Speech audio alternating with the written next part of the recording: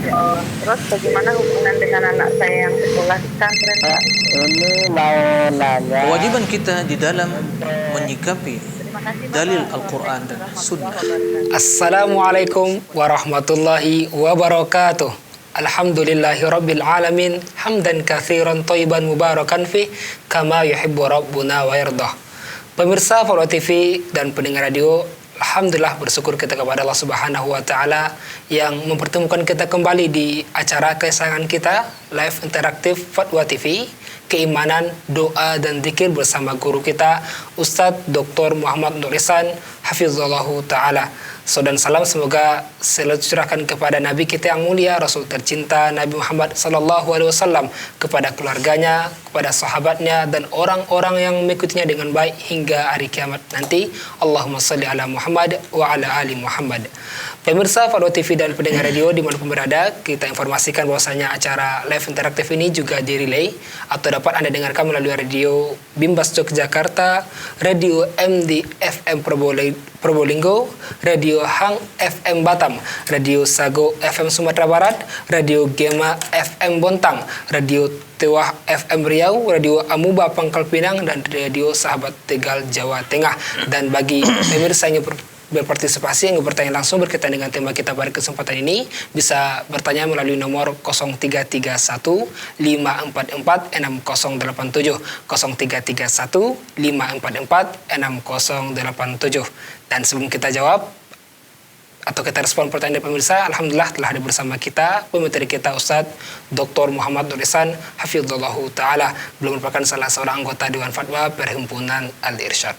Assalamualaikum Ustaz. Waalaikumsalam warahmatullahi wabarakatuh. Kaifa halukum Ustaz? Alhamdulillah bi khairin. Semoga antum dan juga para pemirsa ya sekalian begitu juga hendaknya. Allahumma amin. Tapi Ustaz, langsung saja sebagai pembuka mukaddimah beberapa nasihat kepada Ustaz.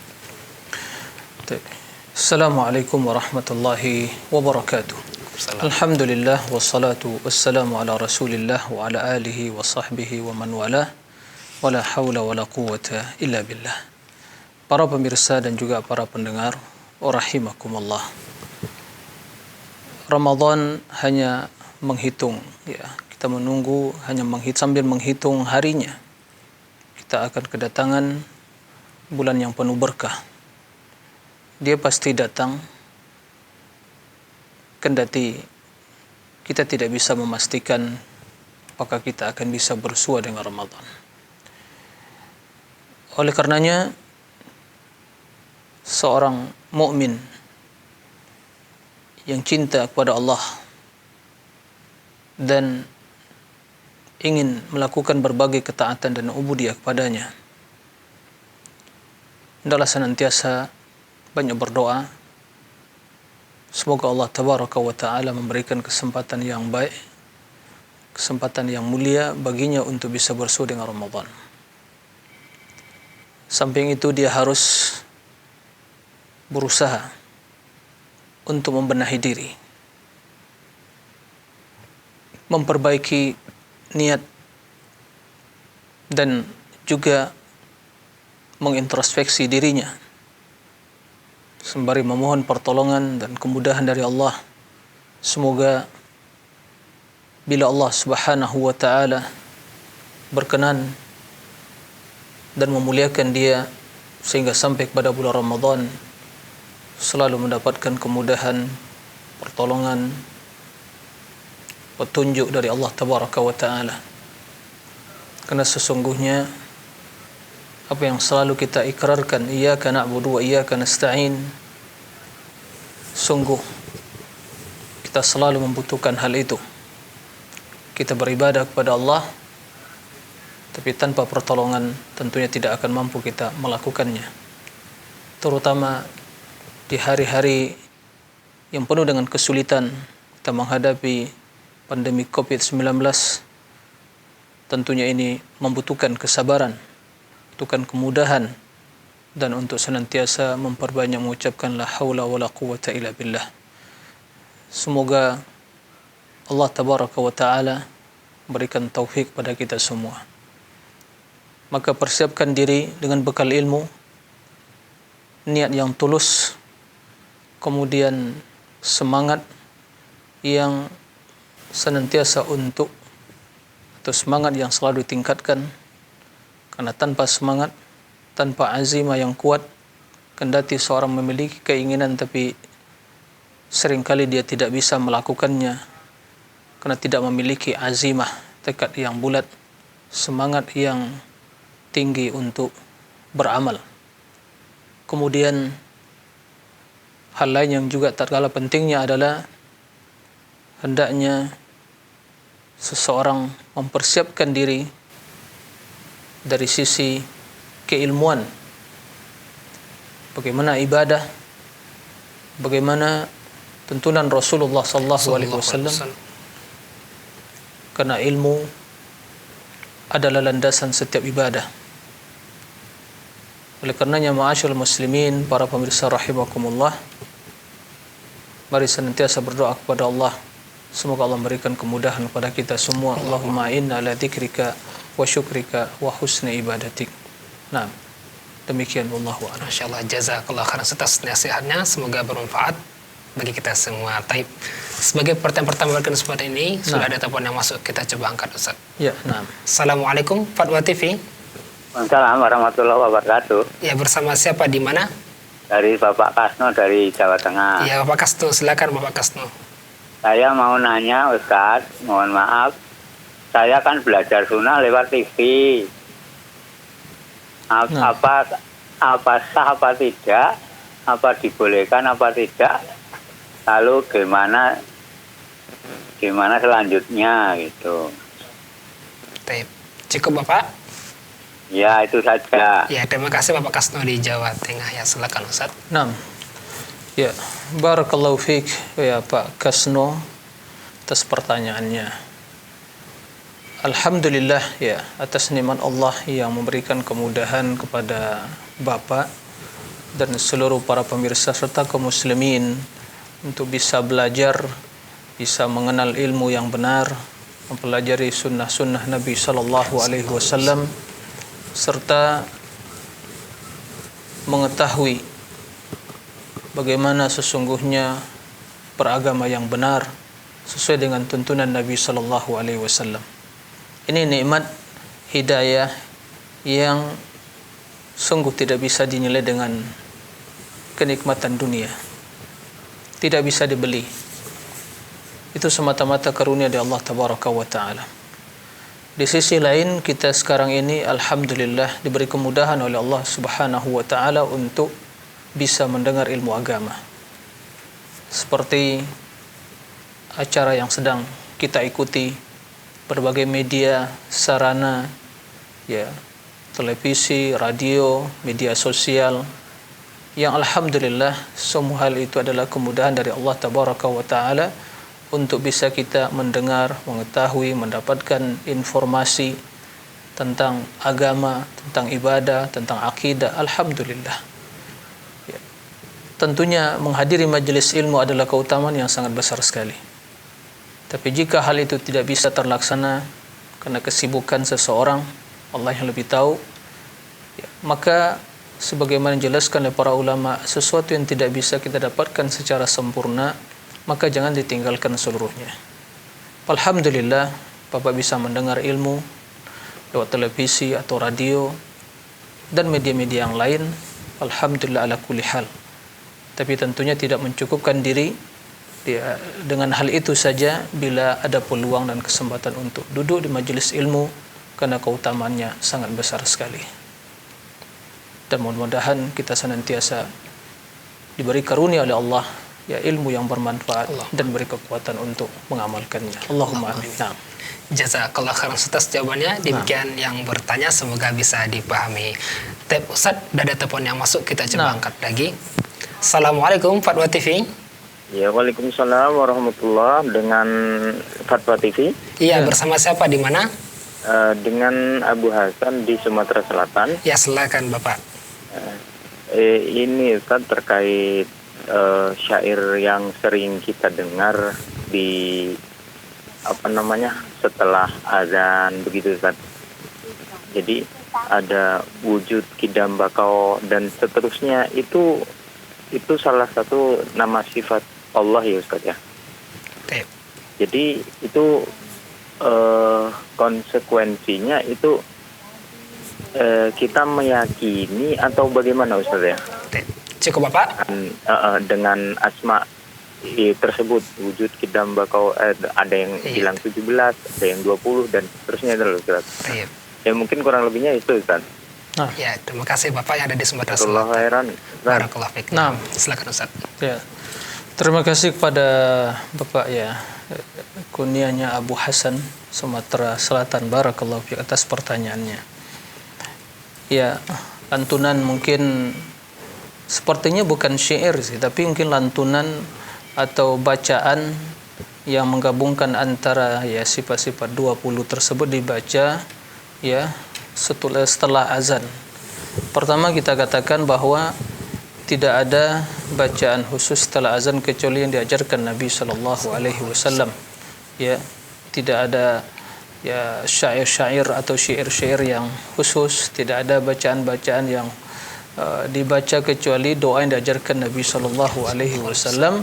Ya, setelah di waktu azan kita mendengar bacaan azan, kemudian kita ikuti, kemudian kita bersolat pada Nabi, kemudian mengucapkan Allahumma rabb hadhihi da'wati tammah was salatil qa'imah ati Muhammadanil wasilata wal fadilah wa ba'athu maqaman mahmudan alladhi wa'adta. Seperti itu. Itu doanya. Adapun melantunkan syair-syair atau puji-pujian yang lain sembari ya menunggu solat, itu semua tidak ada tuntunannya, tidak diajarkan Nabi sallallahu alaihi wasallam. Terutama lagi seorang yang mungkin ya di masjid, tentunya jamaah datang masjid untuk solat nafilah atau qabliyah, tentu sangat akan terganggu dengan lantunan-lantunan yang seperti itu. Adapun ya ucapan tadi ya ucapan ujub, kidam, baqa, mukhalifatul hawadith, ini ya sebagaimana yang kita maklumi, ini adalah ya sifat yang 20 yang diyakini oleh kaum Asy'ariyah ya, yang muasalnya dari 7 sifat, kemudian setelah itu dikembangkan menjadi 14, kemudian ditambah 6 lagi menjadi 20. Jadi sifat yang 7 tadi adalah al-hayatu, kehidupan, al-hayat, kemudian al-iradah, al-qudrah, al-kalam, as-sam' wal basar, wa na'am al-ilmu. Kemudian dikembangkan menjadi ya 17 atau menjadi 14. Kaunuhu hayyan, kaunuhu sami'an, kaunuhu basiran, kaunuhu muridan, kaunuhu qadiran, kaunuhu mutakalliman basiran. Kemudian ditambah dengan sifat wujud, kidam, baqa, mukhalifatul lil hawadith, qiyamu bi nafsihi, wahdaniyah. Seperti itu. Nah, dari sisi pandangan akidah Ahlussunnah, tentunya kita mengatakan bahwa sifat Allah Subhanahu wa taala tidak terbatas dengan 20. Ada sifat dzatiyah yang bukan sifat Allah yang selalu menyertai dirinya, ada sifat fi'liyah yang berkaitan dengan masyiah Allah Azza wa Jalla. Tapi sifat Allah tentunya tidak dibatasi dengan 20. Ya. Kenapa demikian? Karena setiap nama Allah menunjukkan pada sifatnya. Ya. Setiap nama Allah menunjukkan kepada sifatnya. Hayyun ya menunjukkan pada hayat. Ya, kemudian Rahimun menunjukkan kepada rahmah. Qadirun al-qudrah. Sami'un sam'un. Basirun basar. Ya. Kemudian ada perbuatan Allah yang menunjukkan kepada sifatnya, kendati bukan namanya. Ya. Muridun ya itu bukan nama Allah, tapi sifat Allah iradah. Ya. Yuridullahu bikumul yusra. Naam, innama amru idza arada syai'an yaqulu kun fayakun. Begitu juga al-kalam. Mutakallim bukan nama Allah tapi sifat Allah al-kalam. Ya hatta yasma'a kalam Allah.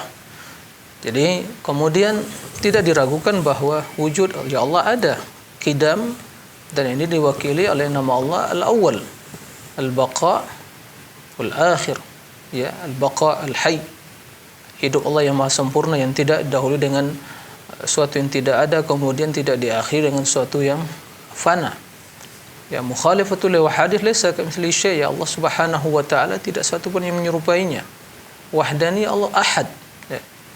Jadi kita mencukupkan dengan lafaz kalimat yang sudah tertera dalam Al-Quran tanpa menambah istilah tersebut.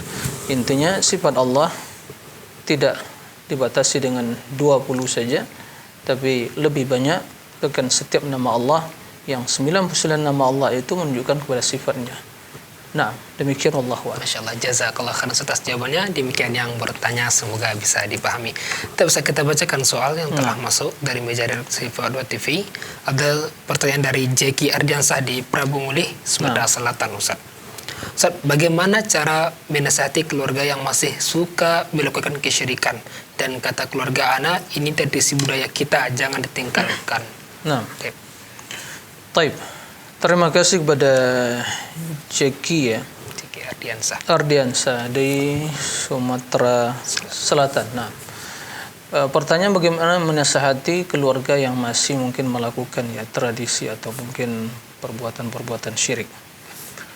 Ya, tentunya tiada cara dan ya wasilah yang lebih efektif ya untuk menasihatinya daripada pertama ya tentu mendoakan kebaikan baginya, kemudian menjelaskan kepadanya ya bahaya dari kesyirikan besar atau kecilnya, karena syirik besar jelas mengeluarkan seorang dari Islam, syirik kecil yaitu akan mengurangi tauhidnya, keislamannya. Nah, kemudian akibat dan bahaya dari perbuatan syirik di dunia dan di akhirat. Ya, kemudian menjelaskan kepadanya ya, tujuan utama dia diciptakan adalah untuk beribadah kepada Allah Tabaraka wa Ta'ala, dan hakikat ibadah bukan sekedar hanya ya sekedar tampilan zahir, tapi hakikatnya adalah bagaimana keikhlasan yang tulus ya, murni, suci hanya kepada Allah, dan itu tentu harus terlepas dari segala bentuk kesyirikan.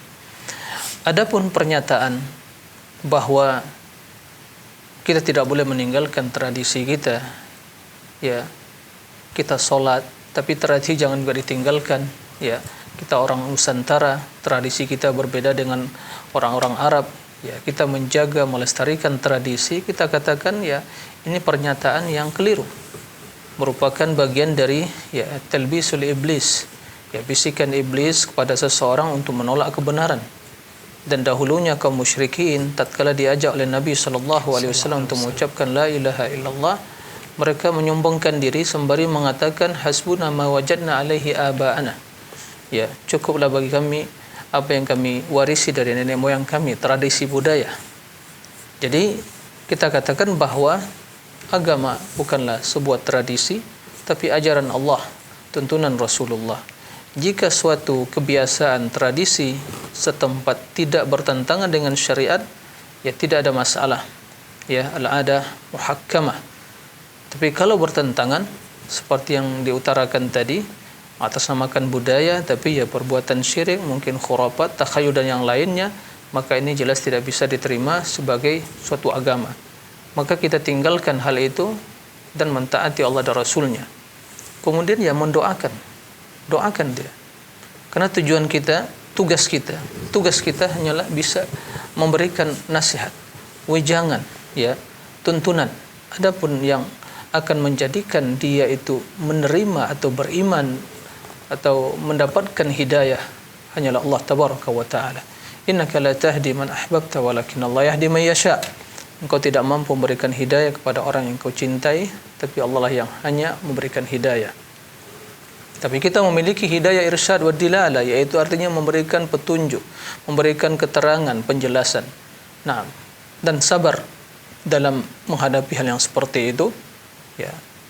Dan jangan ya pesimis, karena tujuan kita menyampaikan, diterima alhamdulillah, dan kalaupun ditolak kita telah menyampaikan suatu kewajiban yang mampu kita lakukan, seperti itu. Jadi hidayah bukan di tangan kita, siapapun yang nggak bisa memberikan hidayah kepadanya, sampai pun orang yang paling dekat dengan kita, anak kita, istri kita, orang tua kita, kalau Allah belum memberikan hidayah kepadanya, maka sungguh dia tidak akan bisa mendapatkan hidayah. Maka banyaklah berdoa dan jelaskan kepadanya ilmu yang benar tentang tauhid, dan juga sunnah Nabi sallallahu alaihi wasallam. Nah, demikian Allah a'lam. Jazakallah khairan Ustaz. Atas jawabannya. Demikian yang bertanya, semoga bisa dipahami. Ustaz, ada telepon yang masuk, kita coba angkat. Assalamualaikum Fatwa TV. Waalaikumsalam warahmatullahi wabarakatuh. Ya, bersama siapa, di mana? Dengan Kadan dari Cianjur, Jawa Barat. Ya, silakan Bapak Padan di Jawa Barat. Assalamualaikum Pak Ustadz. Waalaikumsalam warahmatullahi wabarakatuh. Saya ingin menanyakan tentang doa dan zikir berkaitan dengan sholat tarawih, Ustadz. Jadi di daerah saya ini kalau tarawih itu ada iqomahnya, ada doanya. Jadi sebenarnya di dalam sholat tarawih dan witir itu ada iqomahnya atau enggak? Dan yang kedua, apakah ada doa khusus setelah tarawih atau setelah sholat witir, doa ataupun zikir, Ustadz? Mohon penjelasannya. Syukron, barakallahu fikum. Assalamualaikum warahmatullahi wabarakatuh. Waalaikumsalam warahmatullahi wabarakatuh. Silakan Ya, Ustaz. nah. Terima kasih kepada Pak Kadan ya, Pak Kadan. di Cianjur, Jawa Barat. Barakallahu fiik. Tentang masalah apakah ada ya bacaan khusus, yaitu iqamat atau doa khusus salat tarawih atau salat witir. Ya, pertama kita jelaskan bahwa tentang azan dan iqamat itu untuk salat fardu, ya, salat fardu 5 waktu. Begitu juga iqamat. Adapun salat sunnah ya tidak ada iqamahnya. Ya, tidak ada salat iqamahnya. Tidak perlu dikatakan as-salatu jamiah, tidak ada seperti itu.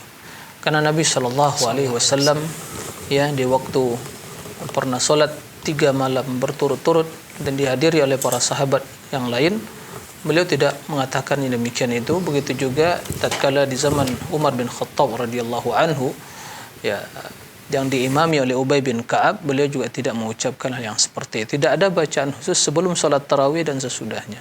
Yang ada adalah ya setelah salat witir mengucapkan subuhun quddus rabbul malaikati warruh 3 kali. Itu. Adapun ya bacaan di antara 2 rakaat ya kemudian sebelum pindah ke 2 rakaat yang lain ya dengan bacaan-bacaan yang ada mungkin salawat atau mungkin tasbih, tahmid ya, itu semua tidak ada tuntunan seperti itu. Dan kalau kita melihat bagaimana salat Nabi sallallahu alaihi wasallam sangat panjang ya. Yusalli arba'an, yaitu 2 rakaat, kemudian 4 rakaat dia istirahat. Bacaan yang panjang. Tidak ada di antara 2 rakaat tersebut zikir-zikir yang khusus dan doa yang khusus. Nah, adapun zikir yang dibaca 33 kali subhanallah, alhamdulillah, Allahu akbar, itu khusus salat fardu. Adapun salat sunnah tidak ada zikir yang khusus. Jadi intinya tidak ada zikir yang khusus di waktu salat tarawih dan juga tidak ada iqamah dan azannya. Yang ada azan dan iqamah itu untuk salat fardu. Nah, demikian Allahu a'lam. Jazakallah khairan Ustaz. Atas jawabannya. Demikian Bapak Keadaan di Cianjur, semoga bisa dipahami. Ustaz, udah ada telepon yang masuk lagi. Coba kita sapa dulu. Assalamualaikum Fatwa TV. Waalaikumsalam. Ya, bersama siapa, di mana? Ibu Nur di Bima NTB. Ya, silakan Ibu Nur yang ada di NTB. Saya mau bertanya Pak, kan kemarin itu Ya, volume televisinya dikecilkan Ibu ya. Cukup Ya, dengarkan Pak. via telepon saja. Ya. kan kemarin itu ada itu yang kemasukan jin itu loh Pak. Iya. Ya, pertanyaannya Ibu. Ya kan itu kemarin ada itu yang kerasukan jin itu Ya. yang dibahas kemarin malam. Nah, yang mau saya tanyakan di sini Pak, selain ruqyah apa solusinya? Karena nenek saya itu Pak setiap hari itu ada aja yang mengganggu begitu loh Pak. Dia tuh ngomong sendiri begitu. Dia tuh kayak teriak-teriak begitu loh. Bisa dipahami Ya. Ustaz? Taib. Terima kasih Ibu Nur yang ada di Nah, NTB. taib. Terima kasih kepada Bu Nur ya di Bima NTB. Jadi nggak tahu ya siapa yang membahas masalah ini. Tadi malam Ustaz Musa Pak. Mungkin wallahu alam ya bisa. Tapi yang jelas seseorang bisa ya kesurupan atau mungkin kerasukan jin ya bisa saja dan meruqyah ya dengan baca Al-Quran, kemudian baca zikir-zikir diajarkan Nabi Sallallahu Alaihi Wasallam. Tapi intinya saya ingin ya menyampaikan bahwa kita harus yang membentengi diri kita dengan benteng yang kokoh, yaitu zikir di pagi dan di petang hari dan setiap kesempatan dan keadaan. Biiznillah, bila seorang di pagi hari berzikir diajarkan Nabi SAW, kemudian di sore hari begitu juga, petang hari, kemudian sebelum tidur, bangun tidur, kemudian begitu keluar rumah, sebelum makan, berzikir dan masuk rumah, maka biiznillah Allah akan menjaga, tidak akan bisa diganggu oleh syaitan. Nah, tatkala kelalaian, kita lalai, maka di sini kesempatan syaitan untuk masuk. Seperti itu. Oleh karena itu, zikir itu benteng yang kokoh, yang tertutup rapat. Bila kita lalai, maka syaitan akan mendapatkan peluang untuk mengganggu dan merusak atau memberikan berbagai was-was pada diri kita. Maka perbanyaklah zikir, dan perbanyaklah berdoa, dekatkan diri kepada Allah dan yakin bahwa segala kebaikan di tangan Allah Tabaraka wa Ta'ala. Nah, demikian Allah. Masya Allah, jazakallah khairan atas jawabannya. Mungkin gini, Ustaz, butuh sabar sepertinya, Ustaz ya. Nah. Karena beliau bilang udah ruqyah, udah baca doa, udah zikir, terus apalagi solusinya? Masih ada kerasukan, Ustaz? Tetap dilakukan. Nah, inilah ibadah. Seperti orang juga berobat pada dokter, dia udah berobat tapi ternyata belum sembuh. Jadi seperti itu, karena Allah belum mentakdirkan. Maka dalam kondisi seperti ini, seorang yang harus pertama sabar, ini cobaan dan ujian dari Allah Tabaraka wa Ta'ala, dan terus meruqyah dirinya, mengobati dirinya, memohon kepada Allah. Karena semua penyakit diturunkan oleh Allah, kemudian Allah yang juga menurunkan obatnya. Dan Al-Quran syifa. Nah, munazil Al-Quran ma huwa syifa'un wa hudan wa rahmah. Obat syifa lima fis sudur, yang kita yakin. Nah, terkadang keyakinan kita lemah, jadi kita masih meragukan. Padahal itu bukan alternatif. Ruqyah itu bukan alternatif sebenarnya, karena kita mengetahui Al-Quran itu kalamullah, reaksinya dan pengaruhnya itu luar biasa, sangat cepat sekali reaksinya. Tapi karena kita mungkin kurang keyakinannya, maka reaksi itu lambat. Apalagi kalau mungkin hanya coba-coba saja. Intinya, bila kita telah berusaha, kemudian masih tetap kita mendapatkan atau merasakan hal-hal yang seperti itu, ini ujian dari Allah, yang bi'idznillah kalau kita terus mendekatkan diri kepada Allah, memohon kepada Allah, maka Allah akan angkat penyakit yang seperti itu. Nah, demikian Allah. Jazakallah khairan atas jawabannya. Demikian Ibu Nur di NTB, semoga bisa dipahami. Dan Ustaz, ada telepon lagi, coba kita sapa. Assalamualaikum, Fatwa TV. Waalaikumsalam warahmatullahi wabarakatuh. Ya, bersama siapa, di mana? Dari Pak Sayuti Ahmadi di Bukit Tinggi. Ya, silakan Bapak Sayuti di Bukit Tinggi. Ya, terima kasih Ustaz. Assalamualaikum Ustaz. Waalaikumsalam warahmatullahi wabarakatuh. Ya, ini mengenai zikir sesudah salat wajib. Kita baca Subhanallah 33 kali, Alhamdulillah 33 kali, Allahu Akbar 33 kali. Yang ingin ditanyakan, sewaktu mulut kita membaca Subhanallah, ingatan kita atau pikiran kita apa di saat itu? Coba yang kita baca 33 kali. Di saat kita baca, mulut kita membaca Allahu Akbar, lalu pikiran kita saat itu apa? Apakah Allah Akbar itu Allah Maha Besar, Allah Maha Besar, Allah Maha Besar? Apakah begitu, Ustaz? Ini mohon penjelasan Ustaz. Cukup Bapak. Terima kasih banyak Ustaz. Assalamualaikum warahmatullahi wabarakatuh. Waalaikumsalam warahmatullahi wabarakatuh. Silakan Ustaz. Terima kasih kepada Pak Sayuti, barakallahu fiik, atas pertanyaannya. Jadi tatkala kita berzikir setelah salat fardu, Subhanallah 33 kali, Alhamdulillah 33 kali, kemudian Allahu Akbar 33 kali. Apa yang kita ingat dan kemana konsentrasi pemikiran kita? Jawabannya, kondisi zikir yang paling utama adalah tatkala menggabungkan antara zikir dengan hati dan lisan. Zikir dengan hati dan lisan. Jadi bukan sekedar hanya ucapan di lisan, tapi hati kita memahami dan menghadirkan kebesaran dan keagungan Allah yang kita puji. Tatkala kita ucap subhanallah, apa maksudnya? Lisan kita mengucapkan dan kita memahami subhanallah, itu maha suci Allah. Kenapa maha suci? Karena Allah memiliki sifat kesempurnaan, keagungan. Nah, akidah yang seperti itu terpatri dalam diri kita, sehingga hati kita mengagungkan Allah tabaraka wa ta'ala. Hadir makna-makna kebesaran, keagungan, kesucian Allah itu dalam diri kita, sehingga lisan kita mengucapkan, hati kita meyakini kandungan dari ucapan tadi. Allahu Akbar. Ya, bukan membayangkan ya, merekayasa membayangkan bermacam-macam bentuk begini, enggak mungkin bisa dibayangkan. Apapun yang bisa kita bayangkan, Allah Maha Besar. Allah tidak akan mungkin serupa dengan hal itu. Tatkala kita Allahu Akbar, alhamdulillah, segala puji bagi Allah. Kenapa segala puji bagi Allah? Kita yakini seluruh nikmat datang hanya dari Allah. Allah berhak untuk dipuji. Kemudian Allah yang memiliki seluruh sifat kesempurnaan. Maka karena sifat kesempurnaan, puji-pujian itu adalah yang dicintai oleh Allah. Alhamdulillah. Kemudian dunia akhirat milik Allah. Ya, semua nikmat datang dari Allah. Maka Allah yang berhak dipuji karena kesempurnaannya, karena nikmat dan karunia yang tidak terhitung banyaknya.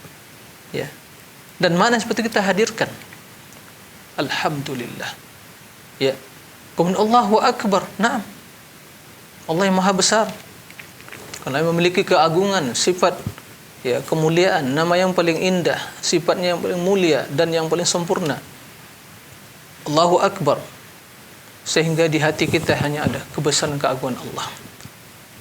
Dan bila ada keinginan dan hasrat, dorongan nafsu dan dunia berhadapan dengan keinginan Allah dan aturan syariatnya, maka kita korbankan keinginan hawa nafsu dan jiwa kita, tapi kita menerima, mengedepankan apa yang dituntut oleh Allah dan syariatnya. Inilah nama Allahu Akbar. Naam. Jadi dan sehingga di situ akan muncul ketundukan hati dan jiwa kita, jiwa raga kita tunduk kepada Allah. Kenapa? Karena Allah yang maha besar. Itu yang makna seperti ini dihadirkan. Itulah makna zikir dengan hati tadi. Ya. Itu yang harus dihadirkan. Jadi begitu kita mengucapkan subhanallah, alhamdulillah, makanya bacanya jangan subhanallah, subhanallah, subhanallah. Enggak benar seperti itu. Allahu Akbar, Allahu Akbar, Allahu Akbar. Apa Allahu Akbar, Allahu Akbar, Allahu Akbar, Allahu Akbar apa? Ya. Hamlah, hamlah, hamlah, ham. Sebagian masyarakat seperti itu kita mendengar. Itu zikir enggak benar cara seperti itu. Baca subhanallah, subhanallah, subhanallah. Ya. Alhamdulillah, alhamdulillah. Allahu Akbar, Allahu Akbar. Begitu. Ya. Sehingga kita ya menyatukan antara ucapan lisan dengan apa yang ada di hati kita, makna kebesaran Allah, keagungan Allah dan pujian kepada Allah. Itu yang harus. Jadi usah membayangkan macam-macam yang mungkin ya bisikan syaitan membayangkan kepada kita ya begini dan begitu, itu semua tentu kita hindari. Nah, tatkala konsentrasi kita dalam berzikir tadi menghadiri makna seperti itulah akan datang kekhusyukan tadi. Kekhusyukan tadi sehingga menyatu antara zikir dengan hati dan ucapan lisan. Itulah keutamaan atau zikir tingkat atau derajat zikir yang paling tinggi. Nah, demikian. Masyaallah, jazakallah khairan atas jawabannya. Demikian yang bertanya, semoga bisa dipahami. Pemirsa Farwa TV dan pendengar radio dimanapun berada, kembali kita mengajak bagi pemirsa yang ingin bertanya langsung berkaitan dengan tema kita pada kesempatan ini bisa menghubungi di nomor 0331 544 6087 0331 544 6087. Biasa kita bacakan soal dari meja redaksi Farwa TV dari saudari Erni di Lampung. Ustaz, apakah benar kita tidak boleh berwudu di kamar mandi yang ada WC-nya karena tidak boleh dilarang baca ayat dalam kamar mandi, Ustaz? Ya, kalau berzikir ya tentunya tidak boleh ya. Berzikir tentunya tidak boleh. Karena itu tempat bukan untuk berzikir. Ya. Adapun sekedar berwudu, ya, dan tentunya kamar mandi tadi tidak semuanya WC. Ya, di samping baknya ada WC, kemudian setelah itu ada tempat mandi. Maka jika hal itu bersih dan jauh dari ya najis yang bentuk besar dan kecil tadi, maka tidak ada masalah. Ya, tapi kalau berzikir ya tidak mengucapkan zikir ya tidak melafazkan zikir tersebut, karena kamar mandi, WC itu bukan tempat berzikir. Tapi kalau hanya sedang berwudu, ya diperbolehkan. Nah, demikian Allah. Jazakallah khairan atas jawabannya. Demikian yang bertanya, semoga bisa dipahami. Kita bacakan lagi Ustaz, soal telah masuk dari saudara Nalendra di DKI Jakarta. Ustaz, bagaimana cara kita menyikapi berbeda akidah dengan kita tidak sesuai dengan rujukan salaf sendiri? Mau penjelasannya Ustaz? Baik, terima kasih kepada Nalendra Ustaz. Nalendra ya, barakallahu fiik. Jadi bagaimana kita menyikapi perbedaan akidah? Pertama, kita katakan bahwa tidak dibenarkan ada perbedaan dalam akidah. Karena akidah perkara yang telah baku, ya, yang terdapat dalam Al-Quran dan Sunnah, itulah yang wajib kita yakini. Jadi sumber akidah Al-Quran dan hadis yang sahih serta ijma'. Ya. Ijma', tentu landasan ijma' tadi qala Allah wa qala Rasul. Suatu yang terdapat dalam Al-Quran kemudian Sunnah kemudian disepakati oleh sahabat Rasul sallallahu alaihi wasallam, itulah akidah ahli sunnah wal jamaah. Dan tidak boleh ada perbedaan dalam akidah. Makanya silakan ya dibaca biografi para salafus saleh, sahabat, tabi'in, tabi'in, masuk imam yang 4, kemudian imam-imam al-Sunnah, Bukhari, Muslim, Tirmidzi, Nasai, Abu Daud dan yang lainnya. Ya. Tidak ada perbedaan dalam akidah, keyakinan. Maka akidah Imam Abu Hanifah, akidah Imam Malik, akidah Imam Syafi'i, akidah Imam Ahmad sama. Sebagaimana akidah kaum salafus saleh, itulah akidah ahli sunnah. Sumbernya jelas, karena Al-Quran dan Sunnah. Ya. Maka adapun akidah-akidah ahlul kalam dari kalangan Mu'tazilah, dari kalangan ya Jahmiyah, Qadariyah, Murji'ah, kaum Khawarij, kaum dan yang lainnya dari ahlul kalam, ya, telah menyelisih akidah ahli sunnah. Maka jelas hal seperti ini waspada dan ditinggalkan, jangan diikuti, karena akidah tidak ada peluang untuk berijtihad. Tidak ada peluang untuk berijtihad. Ya, hanya mengikuti ittiba. Adapun permasalahan mungkin ya diistilahkan masalah furu', masalah fiqhiyah, selama dalilnya tidak ada secara teks atau nas gitu ya, maka masih ada peluang di sana untuk berijtihad, ranah untuk berijtihad. Maka terjadilah perbedaan di kalangan para ulama fuqaha, ya, yang tujuan mereka mencari kebenaran. Tapi perbedaan di sisi pandang dan bagaimana mereka beranalogi, ya, berijtihad dan mengkiaskan. Itu yang terjadi. Walaupun akidah nggak ada perbedaan. Oleh karena itu sikap kita jelas masalah akidah, tidak ada toleransi dalam masalah akidah. Ya. Yang satu ingin mengatakan ya Allah istawa 'alal arsy, sifat tinggi. Yang satu mengatakan Allah ada di mana-mana. Oh, toleransi begitu? Oh, nggak bisa seperti itu. Ya. Yang satu mengingkari oh ya makhluk, mengatakan Al-Quran makhluk, kaum Jahmiyah. Ahli sunnah mengatakan bahwa Al-Quran kalamullah, oh ya kita toleransi saja demi menjaga persatuan begitu. Yang satu mengatakan iman itu ya nggak punya cabang, hanya satu bagian, kalau ditinggalkan satu bagian berarti dia kafir, sebagaimana akidah kaum Khawarij begitu. Lalu dia mengkafirkan siapa yang menyelisih, yang mengingkari syafaat. Kemudian ahli sunnah mengatakan iman itu memiliki cabang, bila tinggalkan satu cabang masih banyak ya cabang dan prinsip yang lain, tidak kafir dia, berkurang imannya. Oh ya toleransi saja begitu, nggak ada toleransi masalah akidah, ya, tidak ada toleransi masalah akidah. Permasalahan perbedaan fikih ya tidak ada masalah selama itu sisi pandang, kecuali dalam perkara yang tak ada jelas nas dan dalilnya. Jadi begitu sikap kita dalam beragama, itu yang diajarkan Rasul, itu yang diajarkan para sahabat, itu yang diajarkan oleh imam yang 4 ya di dalam beragama secara dalam berakidah. Demikian Allah.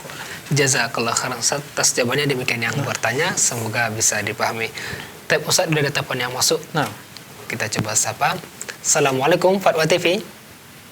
Waalaikumsalam warahmatullahi wabarakatuh. Ya, bersama siapa di mana?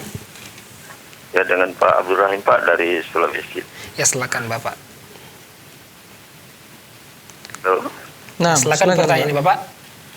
Ya, yang saya ingin tanyakan, Pak, ini saya pernah dengar ceramah seorang kiai dari Jawa Timur. Katanya itu kita bisa memohon kepada Allah dengan membaca surat Al-Fatihah sebanyak 313 kali untuk satu hajat. Misalnya kita punya hutang, kita bisa 300 berapa, Pak? 13 kali. 13 kali, Pak. 13.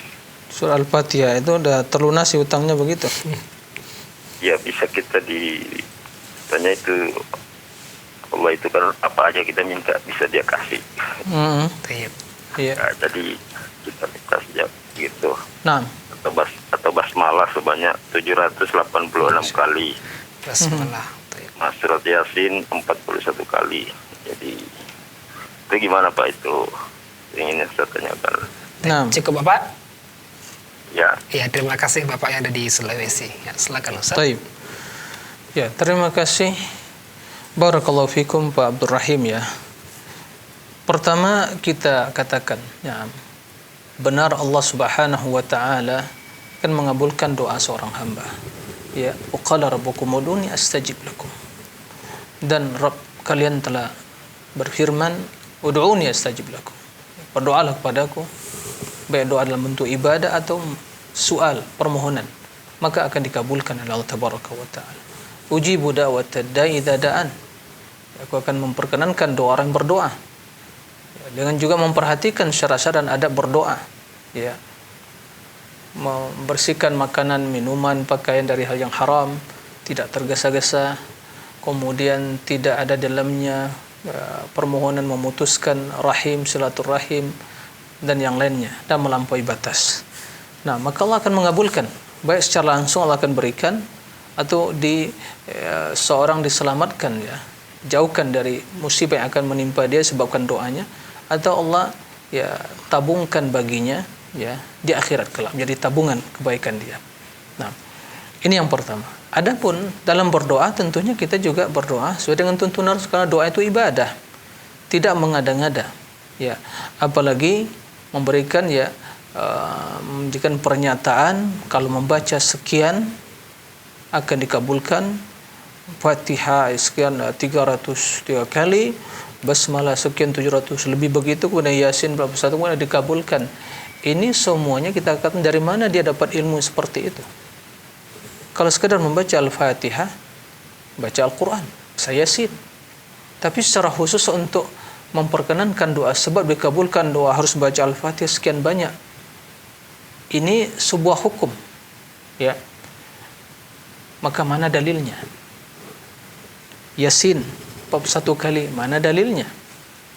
Ada yang mungkin menyatakan itu kan membaca surah Al-Quran, apa salahnya? Tidak ada yang salah yang baca Al-Quran. Yang salah kenapa dibatasi?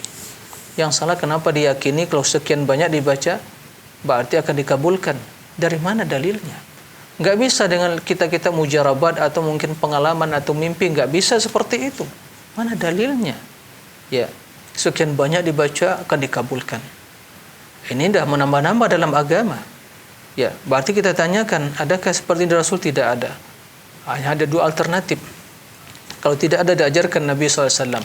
Lalu sekarang kita temukan penemuan baru di abad sekarang atau di tahun 2020 ini, ada cara berdoa untuk dikabulkan semua permohonan sekian-sekian banyak yang dibaca. Ada dua alternatif, apakah ini diketahui Nabi dahulu atau tidak? Kalau dikatakan tidak diketahui, kemudian dia mengetahui sekarang, berarti lebih pintar dari Nabi. Dia tahu untuk dikabulkan doa sekian banyak.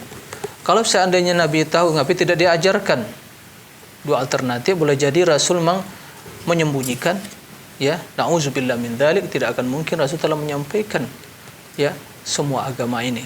Oleh karena itu, ini semua adalah bentuk cara-cara berdoa yang tidak disyariatkan, itu menambah-nambah, ini menambah dalam agama, dan termasuk ke dalam perbuatan-perbuatan yang baru yang tidak ada landasannya, maka tidak perlu diikuti yang seperti itu, jelas keliru. Ya, keliru siapapun yang mengatakannya, siapapun dia, siapapun ustadznya, siapapun buyanya, siapapun kiainya, siapapun gurunya, siapapun ya orangnya, ya yang jelas itu suatu kekeliruan di dalam tata cara berdoa, apalagi memberikan batasan-batasan tertentu, kemudian pahalanya begini dan seterusnya. Ini jelas tidak mungkin dengan logika, tapi dengan wahyu. Mana wahyunya tidak ada, berarti suatu kebatilan yang harus ditinggalkan. Demikian Allahu a'lam. Jazakallah khairan atas jawabannya. Demikian yang bertanya, semoga bisa dipahami. Tapi Ustaz, ada telepon yang masuk lagi, coba kita sapa. Assalamualaikum Fatwa TV. Ya, Waalaikumsalam Ustaz. Bersama siapa, di mana? Sama Pak Dedi Pak di Pandeglang. Ya silakan Pak Dedi di Pandeglang. Ya. Volume televisi dikecilkan Pak ya. Cukup dengarkan via telepon saja. Nah, Mau nanya ini Ustaz. Ya, bentar. nah,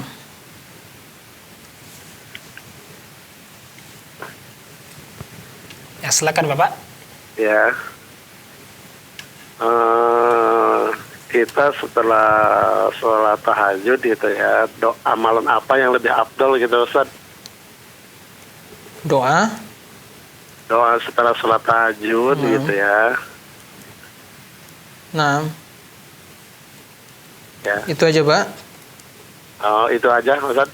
Terima kasih Bapak Dedi di Pandeglang. Silakan Ustaz. Nah, baik.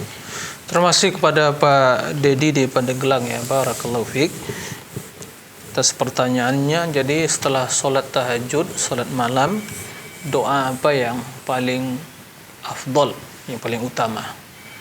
Pertama, kita ya sampaikan terlebih dahulu hadis Nabi sallallahu alaihi wasallam yang menjelaskan, ya hadis mutawatir, qala yanzilu rabbuna ila as-sama'i dunya hina yabqa thuluthul lailil akhir wa yaqulu man yad'uni fa astajibu lah wa man yasaluni fa utiya wa man yastaghfiruni fa aghfiru lah. Allah Rabbuna tabaraka wa ta'ala turun ke langit bumi, tapi sesuai dengan kebesaran dan keagungannya, tidak seperti turunnya kita manusia. Jelas itu menyerupakan Allah. Sesuai dengan kebesaran dan keagungannya, laisa kamitslihi syai', ke langit bumi. Ya. Sembari mengatakan, siapa yang berdoa kepadaku niscaya akan aku kabulkan. Siapa yang memohon akan aku beri. Dan siapa mohon keampunan akan aku ampuni doanya. Akan aku ampuni dosanya. Nah, maka yang terbaik adalah untuk memperbanyak istighfar, permohonan kebaikan dunia dan akhirat. Ya, kebaikan dunia dan akhirat. Dan tentu yang paling utama dengan bahasa Arab. Jika tidak mampu dengan bahasa Arab, silakan berdoa dengan bahasa yang mengandung permohonan keampunan pada Allah tabaraka wa taala. Karena Allah Subhanahu wa taala menyebutkan sifat orang beriman, wabil ashari hum yastaghfirun wal mustaghfirina bil ashar. Mereka di waktu sahur, ya tentunya sebelum terbit fajar, mereka banyak beristighfar. Maka perbanyak istighfar, perbanyak berdoa, beristighfar. Ya astaghfirullah, astaghfirullah wa atubu ilaik. Ya inni zalamtu nafsi dzulman katsira wa la yaghfiru dzunuba illa ant faghfirli maghfiratan min indi warhamni innaka antal ghafurur rahim. Allahumma inni zalamtu nafsi dzulman katsira wa la yaghfiru dzunuba illa ant. Ya la ilaha anta subhanak inni kuntu minadh dhalimin. Allahumma pilli ma qaddamtu wa ma akhartu wa ma asrartu wa ma a'lantu wa ma anta a'lamu bihi minni antal muqaddim wa antal muakhir. Perbanyak istighfar. Dan itu yang paling utama, perbanyak istighfar, karena waktu turunnya Allah ke langit bumi dan memperkenankan doa hambanya dan menawarkan, yang mengajak kita, siapa yang berdoa aku kabulkan, kata Allah. Siapa mohon keampunan aku akan ampuni dosanya, dan siapa yang meminta akan aku beri, kata Allah. Nah, demikian Allah. Jazakallah khairan atas jawabannya. Demikian yang bertanya, semoga bisa dipahami. Tak usah kita bacakan lagi soal telah masuk dari, ini ada saudara kita di Yogyakarta. Ustaz, maaf ini pertanyaannya mengandung aib saya Ustaz. Saya pernah melakukan istihza biddin dengan cara bercanda, misal mengucapkan amin amin dalam sholat misalkan. tidak pada tempatnya dengan tujuan bercanda, apakah saya masih memiliki hak untuk hidup? Mengingat pemerintah di sini tidak menerapkan hukum Islam. Apakah hidup saya akan barokah jika saya telah bertobat? Saya merasa sedih dan was-was menghantui saya, Ustaz. Ya, terima kasih kepada saudara yang bertanya. Pertama, ya, kita harus memaklumi dan meyakini bahwa agama ini adalah syariat Allah yang agung, yang wajib kita hormati, kita agungkan, kita muliakan. Segala syariat Islam, ya, tidak boleh ada pelecehan, tidak boleh ada penghinaan, tidak boleh ada canda, ya, bercanda dalam urusan agama. Kalau Anda ingin bercanda dalam urusan dunia, ya, dalam urusan agama tidak ada peluang, karena agama bukan, ya, milik orang tua kita atau warisan dari nenek moyang jadi bahan candaan. Enggak ada. Agama ini serius. Agama ini serius. Ya, bukan ketawa ketiwi, bukan candaan, bukan. Ya, ini agama ini serius. Allah mengatakan wa raditu lakumul Islam madina al-yawma akmaltu lakum dinakum wa atmamtu alaikum ni'mati wa raditu lakumul Islam madina. Ya, inna ad-dina indallahi al-Islam wa may yabtaghi ghayra al-islami dinan falan yuqbala minhu wa fil akhirati minal khasirin.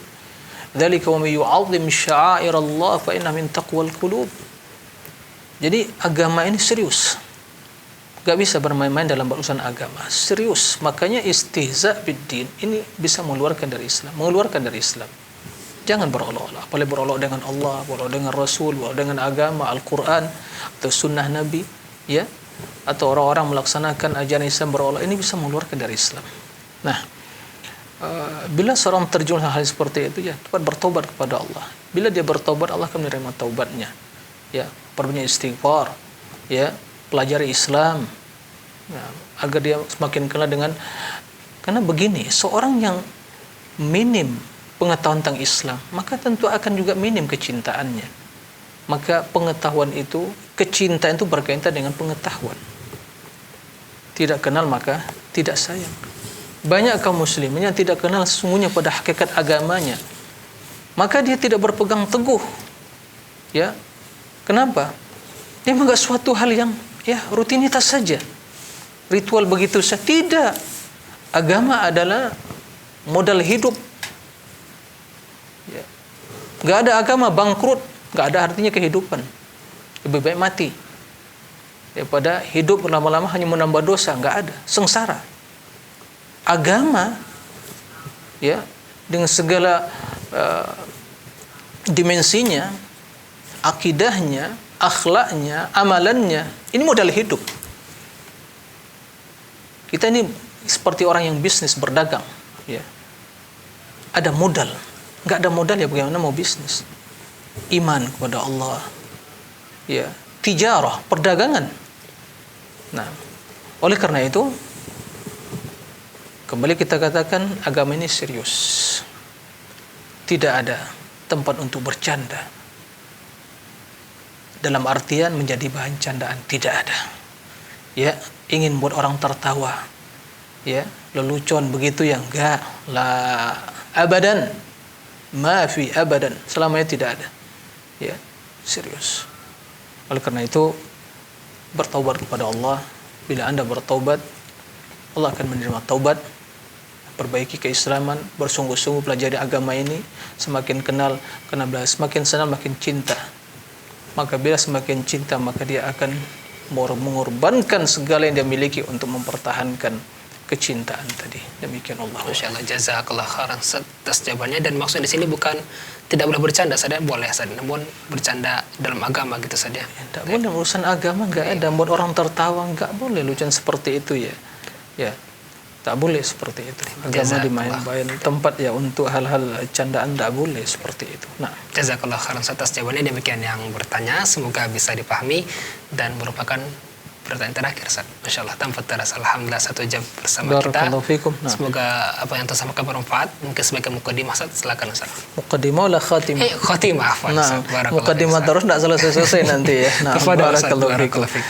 Tapi sebagai khatimah, bukan mukadimah. Mukadimah sudah tadi, ya. Khatimahnya adalah Semoga Allah memberikan yang terbaik kepada kita, dan semoga beberapa hari ke depan ini kita dalam keadaan sehat, dan semoga Allah Subhanahu wa taala mengangkat ya wabah COVID-19 ini dari negeri kaum muslimin seluruh ya di dunia ini, sehingga kaum muslimin di mana saja berada bisa menikmati keindahan Ramadan untuk beribadah ya, tidak ada rasa was-was, rasa ya khawatir, bisa maksimal beribadah ya. Oleh karena itu dalam kondisi seperti ini kita semakin mendekatkan diri kepada, bukan semakin jauh, bukan berusaha mencari alasan-alasan untuk bisa tidak puasa, atau mungkin ya mendapatkan peluang untuk tidak bisa baca Al-Quran, atau mungkin ya tidak bisa sholat tarawih. Bahkan seorang mukmin bersedih tatkala dia tidak mampu melakukan hal itu seperti biasa yang dia lakukan di tahun-tahun sebelumnya. Maka semakin mendekatkan diri kepada Allah, mendekatkan diri memohon, itulah merupakan sifat seorang mukmin dalam kondisi-kondisi sulit, apalagi dalam kondisi yang sedang kita jalani dan kita hadapi ini. Ya, demikian, semoga kita senantiasa dalam keadaan sehat, selamat, diberi kemudahan Allah tabaraka wa taala. Allahumma sallimna ila Ramadan wa sallim lana Ramadan wa tasallam minna mutaqabbal. Ya Allah, selamatkan kami ya Allah sampai ke bulan Ramadan.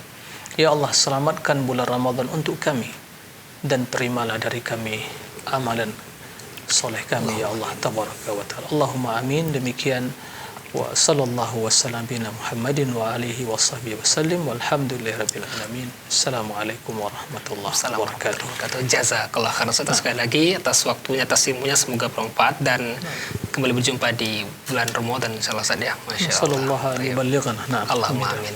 Jazakallah khairan atas waktunya sekali lagi. Pemirsa Faro TV dan pendengar radio dimanapun berada, alhamdulillah berada kita di penghujung acara dan telah ditutup oleh Ustaz kita, dan kita mohon maaf kepada pemirsa yang belum bisa kita jawab pertanyaannya atau yang belum bisa kita respon teleponnya. Semoga bisa kita jawab di pertemuan berikutnya, dan terus saksikan acara live interaktif Faro TV di Ramadan. Tetap hadir bersama kita dengan perubahan jadwal sebagai berikut. Pada hari Senin pukul 6 pagi waktu Indonesia Barat bersama Ustaz Dr. Muhammad Nurisan, keimanan, doa dan zikir, dan hari yang sama pada pukul 16.00 waktu Indonesia Barat pukul 4 sore bersama Ustaz Dr. Muhammad Arifin Badri, bekal seorang muslim, dan pada hari Rabu pukul 16.00 WIB dengan Ustaz Anas Burhanuddin fikih ibadah. Pada hari Kamis pukul 16.00 WIB bersama Ustaz Dr. Sufyan Baswedan mengenal akhlak Rasulullah SAW, dan pada hari Kamis pukul 17.00 WIB bersama Ustaz Nizar Sa'ad Jabal fikih praktis ilmu waris, dan pada hari yang sama pada hari Jumat pukul 16.00 bersama Ustaz Dr. Musa Fadarini konsultasi Islam, dan pada hari Jumat pukul 17.00 bersama Ustaz Dr. Erwandi Tarmizi ekonomi Islam, dan pada hari Ahad pukul 10 pagi WIB bersama Ustaz Dr. Safi Riza Basalamah konsultasi keluarga, dan pada hari yang sama hari Ahad pukul 16.00 waktu Indonesia Barat bersama Ustaz Dr. Abdullah Roy dengan tema Akidah Jalan Lurus. Demikian yang dapat kita sajikan pada kesempatan ini, semoga bermanfaat. Syukran wa jazakumullah khairan atas kebersamaan semua. Subhanakallah bihamdika asyhadu an la ilaha illa anta astaghfiruka wa atubu ilaika. Assalamualaikum warahmatullahi wabarakatuh. Ya Allah. Terus bagaimana hubungan dengan anak saya yang sekolah di pesantren, Pak? Ini mau nanya. Kewajiban kita di dalam menyikapi Terima kasih, Bapak. dalil Al-Quran dan Sunnah